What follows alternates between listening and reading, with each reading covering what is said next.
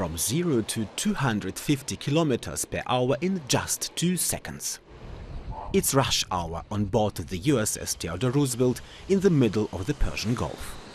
There are up to 100 takeoffs a day of fighter jets, reconnaissance planes, transport aircraft and helicopters. It's incredibly loud here and it smells like kerosene. This ramp is where US fighting jets take off for Iraq and Syria, sometimes as often as every few minutes. And that at any time of the day. The aircraft carrier is the flagship of Carrier Strike Group 9.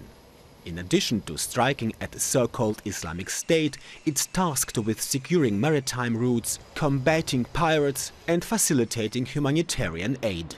Almost 300 pilots are on board. Our main drive is probably our home country, defense of our home country. Flying is flying, no matter what the mission is, so try not to treat it any different. Whether we're staying locally overhead the ship or going into Iraq, Syria, it's all the same basically. What exactly the fighter jets are targeting is a military secret. Today, the pilots of Carrier Air Wing 17 have flown 3 combat missions. Recordings released by the US Army show the laser-guided bombs hitting their targets.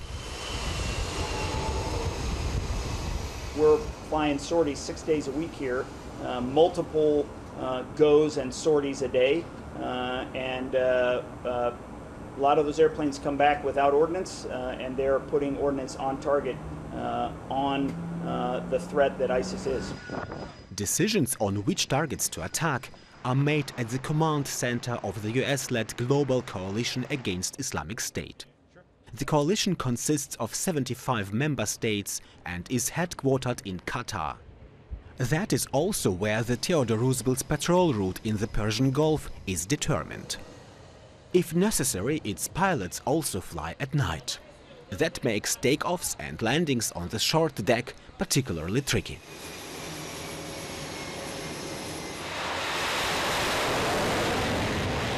For the past 4 months, the crew of the Theodore Roosevelt has been fighting against Islamist terrorists.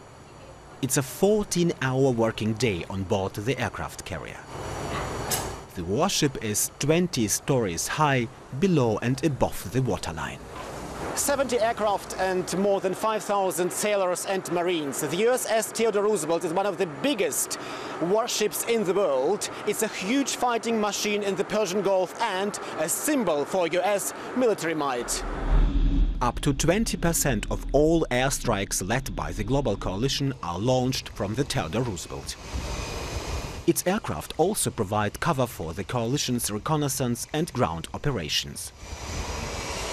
There's some strategic change, obviously, in the landmass that has, in the last 3 years or so, that has decreased. But I would tell you the ideology and the work that continues to exist in Iraq and Syria enables and allows us the need to still fight them, and we do it every day. Despite claims from Russian and US politicians that Islamic State has been militarily defeated, the fight continues for now.